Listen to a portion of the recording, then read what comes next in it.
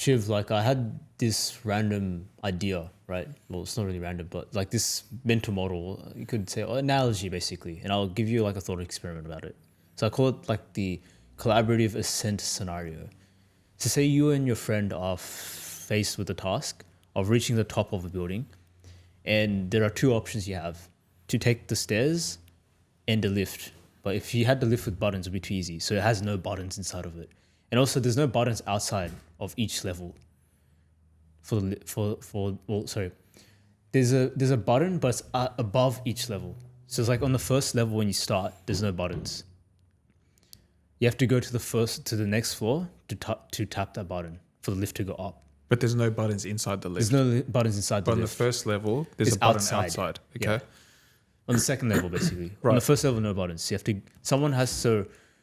In that case scenario, someone has to then either take the stairs and another person will be in the lift. But like, how would you basically go about it, basically? Well, the first step would be both of us go together, the first level. And I think the most efficient way is you put one person lift per level while taking the stairs. So that way it gives you time to recover and the other person to, I guess, get their steps in on the steps. So it's a collaborating, like doing it together instead of one person being in the lift the whole time, which would be super unfair. But yeah, I think if you efficiently work that out, but what's the thought, what's the rationale here? Like, why the thought experiment? What's the reasoning?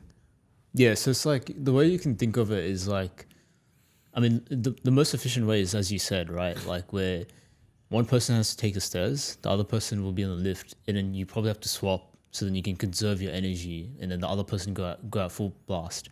So it's the idea of like collaborating, right? Because if you were to do all this, if you're both to take the stairs, you'll both be exhausted halfway. You may not, and let's just say it's like 100 levels, like you'd be exhausted. You'll not be able to get the most output from the both of you. Whereas if both of you just stayed and lifted, there'll be nothing that'll happen. I guess it's a metaphor that you've got to have you can't do things alone. Yeah. You can be alone in certain parts of things that you do. That whole lone wolf analogy of, being the lone person to get it through. But I think it's a metaphor that you need a good team in order to succeed. And with that team, it's about using everyone's strengths and weaknesses and the resources you have to get to that end goal. You put it pretty well. And the way I also say it is like, sometimes there might be moments where your friend might be ahead of you, right? They're taking the stairs and you're in the lift that's behind. And you might feel envious by that. But then you got to also realize, if they're like a good friend of yours, they're going to also lift you up by pressing the button on the next floor. Because when they press the button, you also come up with them. And then there's going to be a point of time where in other areas of life, you might be ahead of them. And then you're going to also lift them up to your level for that. And so it's like a mutualistic thing. You're both actually leveling up, but someone's leveling up before you. But later on, eventually down the line, you will also be on the same level as them. And at some point, you're both going to be at the top and you'll be able to both experience like the benefits of all your efforts and the things that you've gone through. The key thing there is that both people need to be aligned and working towards sort of the same thing or have similar values in order to make it work. And it goes back to the idea that you've got to surround yourself with the people that are going to elevate you rather than leave you at the bottom of the elevator whilst they just continue working their way up. But, it also, it goes back to this idea, if that person alone had to climb 50 steps to get there and they're already at 50 steps, all you see is that they're at 50 steps alone, but you don't see how much work they had to put in to get to that top level of the 50 stairs. And I think that's where the idea of the envy and jealousy comes in. It's like, oh, he got there, like, how can I get there? Why am I not there? But are you then willing to take those 50 flights of stairs to get to his level? Just stairs, no elevator. I think that kind of touches on, you can't, sometimes when you have to do it alone, getting to the top is harder, but when you do it alone and people look up to you, they're quite envious They're much more envious of that and they think it's easy, Like if you're at level 5, like if you're on level 5, for example, and you've had to climb 5 levels by yourself, no one to help you. No one sees that.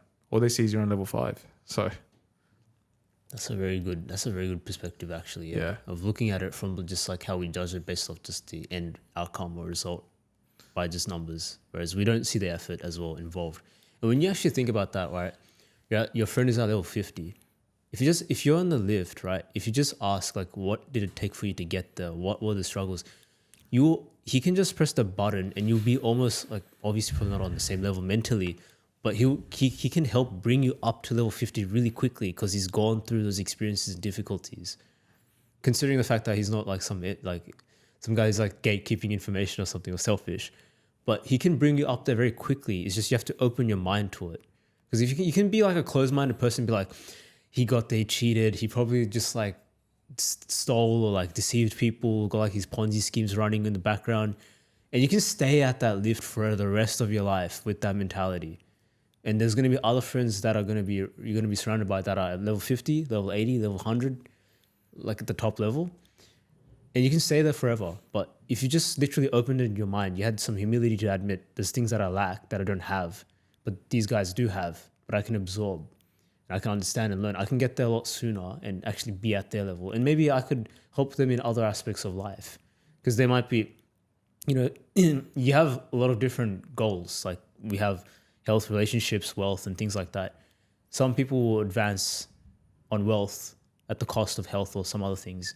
And so they might be much more ahead at level 50. But then you might be ahead of them in like relationships. Because, you have like a good partner or something. You know what the aspects and how to maintain a good relationship and nurture and everything. So then you can help them in that regard. In a way, it's like almost you all benefit from that nature and that environment because you all will be at the top level at the end of the day. So I think that's a good way of like looking at it as well. And I think it's also recognizing that you're not going to have everything at your point in time. I don't think this is where it gets interesting because I think a lot of people strive what you have. You strive what other people have. And it becomes like this circular, like a circle. That person has that I want that, but that person then sees that person that they don't have. Then that person sees what you have that they don't have. And I think it goes back to the idea, you're not always going to have everything that you want. You are always going to lack something at some point, right? If you're trying to pursue wealth, you will have to sacrifice a bit of relationship and family time. Maybe that's a sacrifice. If you just pursue purely family and, you have no ambition in wealth, that's also okay. But that's a sacrifice you've got to make, that wealth. And then your health is also one. Like, you might have a relationship and you might have money, but you might not be the fittest. Or you might be the fittest, you have money, but you might not have the relationship. Now, there are instances where people have all three. And this did you hear about the Dr. Disrespect thing that happened? No, you can go on. Do you know what who Dr. Disrespect is? Yeah, he's like a gaming streamer. Yeah, he's like a game streamer, dude. Alleged pedophile, but I'm not going to even say that. But, apparently he was, you're a gamer, you've got a kid, you've got a wife, you've got money, you've got fame, you've got people know you, your whole personality is 6'8", who cares? Grow up. But it was not even alleged. He admitted that he was messaging an individual minor, and sometimes those conversations took an inappropriate turn. So you had health, you had wealth, you had a family, you had everything at that moment, and you've lost it for the purpose of messaging a 15-year-old. Wow, like you would never even think that either. Like you'd never be able to see that. It was a lot of controversy how it came out. I don't know what he's going through in his life. I'm not there to judge, but it just goes back to the point that people have everything, but they don't nurture it. They don't preserve it. They don't understand what they have. There's so many people that would give up so much to have what he has. A family, known. Like he had Call of Duty maps and stuff created by him. Characters dedicated to him. And the first thing he does is go message on a minor. And he's like 30. He's like late 30s doing that. you know. And then you put out a tweet that like you're against that sort of behavior and you that disgusts you, yet you go do it. Your actions speak more than your words. You know what I mean? No disrespect to Dr. Disrespect, but it is, you've got to, you know, you've had everything and people blow it, unfortunately. Yeah, it's just like the idea of, I think we just talked about it before, which was like it's not understanding the value of it until it's lost. You really actually understand what you actually had. Yeah. And I think it just came too quick, maybe. Oh, who knows? Maybe. I don't know. Was it? Maybe Was it not. too- Like, I mean, I don't know much about him, so neither do I. I just saw it, and you know, I mean, there was also, he also admitted on streaming that, you know, he was apologetic about it, but he had cheated on his partner at the time, right? So kind of tells you a bit of a sleaze in terms of, you know, not being grateful for what you have. But there's deeper psychological issues there that you've got to fix, you know. So yeah, definitely. I think there's things none of us will even know. Like what's his Exactly. mind going through and what has gone through, like since childhood or something. Yeah. Obviously, it's not like the behaviors and things that he's done is obviously not like it's not ethical, moral. It's completely wrong. But there's something that's deep rooted in his mind that none of us even know that he's got to fix. But the first stage of that takes awareness, and I think that's like even, and I think that's like the key, right? Just being aware about it and obviously eventually doing something about it and just taking the action and like this right form of help for it. you know what's a really good example of this razor that you're talking about that you've created? I'll give you credit for that. Is MrBeast, for example, right? Like he speaks a lot about it, but he speaks the importance of having a good team and how much he's elevated. I mean, he's on 300 million subscribers, but you can see how authentic he is towards the people around him. You know, he's not like an Ellen DeGeneres where she was known to be abusing her staff. You know, you can see he really cares, and he actually appreciates that it was his team that got him, like helped him get to that position. And he credits his team more than he credits himself. You know, but like an example he speaks about a lot is, I think for 1 year, his team, for 5 people, they spent doing their own, they spent focusing on different things, and they'd come back and discuss it for 1 whole year for 10, 12-hour days. That's all they focused on. Was how do I make better thumbnails, better titles, better this. And, you know, he said, had I done that alone, that would have taken me 5 years. But since I had 5 people, that took me a year. You know, so it shows you that elevator idea working so well because everyone's aligned and everyone is trying to elevate each other to get to the best. You know, I don't think his friends care that MrBeast, Jimmy, gets all the fame and all the recognition because, you know, they get taken, like I'm sure they get taken care of for sure. And they have their own personalities and their own people, and there was no ego there that, oh, I need to be the face of the channel. It's me. You know, it was, I have a team and they're going to help me get there. And that's such a rare thing to have this day and age. Well, yeah, it's amazing to hear that actually, because that's what you don't really hear of much of, like the fact that he had a team. Because when you think about MrBeast, you just think about him as like an individual.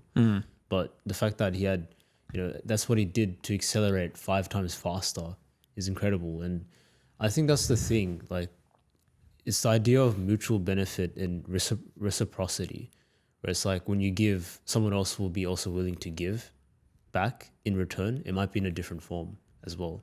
And mutual benefit, where it's like you're both also, all of them were benefiting off each other, because it's just like the way to be able to accelerate at something is just if that one person spent hours and hours and hours just doing that one thing relentlessly and came back, then everyone else will benefit from that at a rapid pace. Like it's not like you're gonna have split focus. We have to focus on 5 things throughout the week. And I think that's what it is, like, and mutually benefiting each other, which is very important. That's the whole point of like the stair and the lift analogy.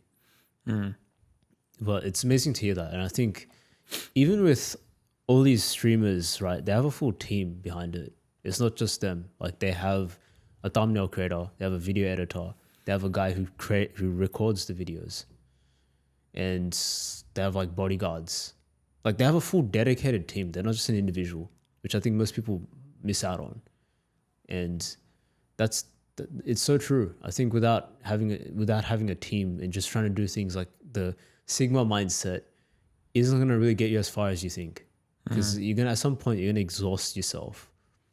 Like a pack of wolves is gonna do way better than a wolf by itself. So I completely agree, and I think I used to think that as well. Like, trying to do things alone was cool in high school, watching all those videos and stuff. But then sort of came to realize I'm like, no, this is like the slowest way to get progress. Like it's going to take me 10 times longer with way less split energy, split focus, and not as much, I would say, productivity. And I can't learn as fast as well because I'm also having to learn 5-10 different topics. And there might be someone who might be 10 years ahead of that, which I can just learn at a much faster pace and rapid pace, absorbing from them. Yeah. Yeah, I completely agree. There are certain things you have to do alone, because being alone allows you to self-reflect. It allows you to absorb and think and be grateful for the little things that you have. It also allows you to think that, if things have to go south and I lost all of this, I have myself. Because at the end of the day, you only have yourself. You have no one else to save you. But in saying that, there are certain goals and things that you can work on together as a team to get to an end goal. And that's why teamwork and all that, it sounds like corporate fluff, but it's not. You need an effective team. You need a good team that's going to work together and get to that end goal. Yeah, and yeah, it's good that you brought up that, obviously there are things that you have to do alone. I mean, when you look at the stairs and lift, someone has to take the stairs. That still involves like individual effort. You can't just be the person who stays. Otherwise, the lift is useless. If there's no one who's taking the stairs, then you're gonna be staying in the same position for the rest of your life, basically in a rut. And you have to swap. Obviously, there's gonna be moments where you're gonna be advantageous on different parts of what you're trying to achieve.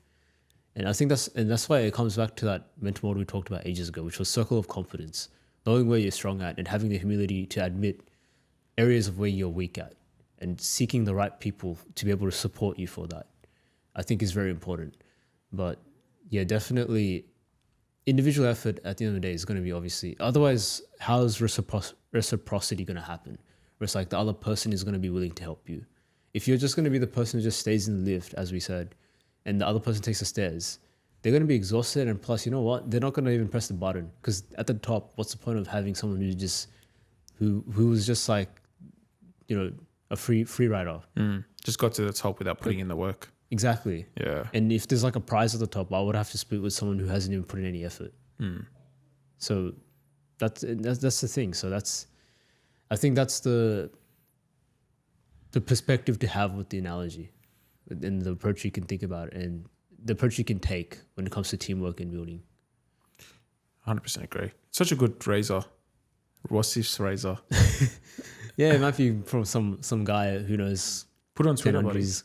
Oh, X. I think we'll wrap up here. But that was an interesting thought experiment, and it's a different way to think. Like, these analogies are so great because it helps you practically think how it works and why you can apply it to real life examples that work. And it's so important. Like, it's a good thing. It's a good way to be practical about it. Yeah, and it's just like, as I said, with razors, like it shaves off complications as well. And it's like heuristic. It makes things a lot easier to absorb and understand. Because like, and especially with this one, it's like we can fall into that trap, as I said, being very envious of people's progress. But if you just change your frame of reference, just think, hey, I'm at the lift right now. And I admit that I'm at the lift. I have no progress right now. But this person's taking stairs at the level 50.